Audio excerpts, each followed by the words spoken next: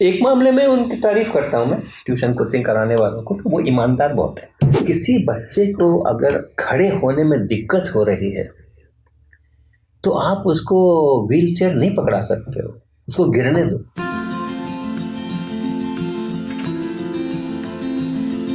Sir दूसरी बात, अगर सिस्टम की करें, जो भी नया रूल आ रहा है कि 16 साल से कम उम्र के बच्चों का दाखिला ना लिया जाए कोचिंग्स में, तो ये क्या सॉल्यूशन है इस चीज़ का? इम्प्लीमेंट होगा क्या? पहली बात तो इम्प्लीमेंट होगा क्या?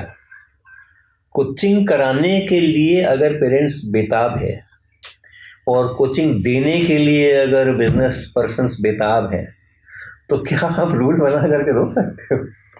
तो लोग तो सिर्फ प्राइवेट में करना पड़ेगा ना फिर। हाँ, तो ये जो है ना, ठीक है, आपके जो बड़े बड़े जायंट्स फिट जेई और वो सब हैं, उन सब के ऊपर आप नकेल कर सकते हो, लेकिन गली गली में जो खुल रखे हैं उन पे क्या नकेल कर सकते? मैं पटना में जाता हूँ, पटना में मैं रहता हूँ, एक संतोष कुमार हमारे मित्र हैं, उनके घर पे रहता हूँ, प्रोफेसर है वहाँ पे। तो सड़क के एक पार उनका घर है, उसके दूसरे पार जो घर है उसका जो बाउंड्री वॉल है उसके ऊपर एडवर्टीजमेंट है, coaching classes, nursery to class 5, इतने बजे से इतने बजे तक, सीबीएसई पैटर्न पर आधारित। अब बताओ, वो घर घर के अंदर में लोग खोल रहे हैं और चल रहा है उनका, तो कानून क्या कर लेगा? और पेरेंट्स को ये समझना चाहिए कि किसी बच्चे को अगर खड़े होने में दिक्कत हो रही है तो आप उसको व्हील चेयर नहीं पकड़ा सकते हो, उसको गिरने दो। गिरता ही, हर बच्चा गिरता है। जब खड़ा होना सीखता है तो ऐसा थोड़ी है कि सीधा ही खड़ा हो जाता है, लड़खड़ाता ही है, इधर गिरेगा उधर गिरेगा, और पेरेंट्स को खुश होते हैं उस समय में। ऐसा नहीं करो बच्चे को कितना कष्ट हो रहा है, भैया इसको एक व्हील चेयर दे दो। आज वही हो रहा है ना, मेरा बच्चा होमवर्क नहीं कर पा रहा है स्कूल का, एक ट्यूटर लगाओ। मेरा बच्चा जो है सो बाकियों से 10 नंबर कम पा के रखा हुआ है, उसको ट्यूशन में डाल दो।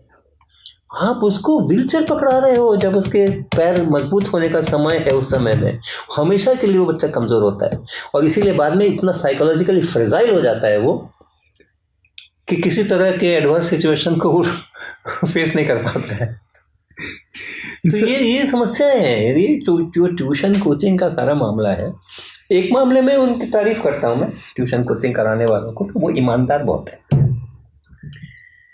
वो बिल्कुल साफ कहते हैं स्टूडेंट्स को कि मेरा मैंडेट आपको परीक्षा पास कराना है, आपको पढ़ाना नहीं है ना। वो देर वेरी क्लियर, और ये आपको बता करके ही कहते हैं आपको आना है तो आ जाओ, नहीं आना है तो मत, आपको पढ़ना है तो कहीं और जाओ, आपको इम्तिहान पास करना है तो मेरे पास आओ। यही तो होता है ना ट्यूशन के अंदर में, that they are very honest.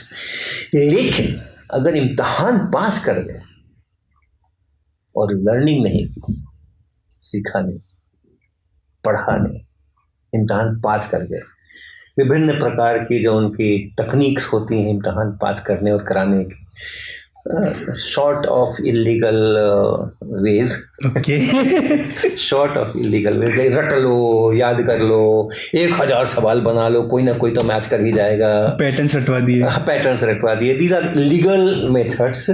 तो ऐसा करके उन्होंने अगर बिना सब्जेक्ट को समझाए हुए, बिना सब्जेक्ट के डेप्थ में गए हुए, बिना उसकी क्षमता को बढ़ाए हुए, मस्तिष्क की क्षमता को बढ़ाए हुए अगर इम्तिहान में पास करा दिया, ऐसे ही बच्चे बड़े इंस्टीट्यूशन में जा करके ज़्यादा कष्ट पाते हैं।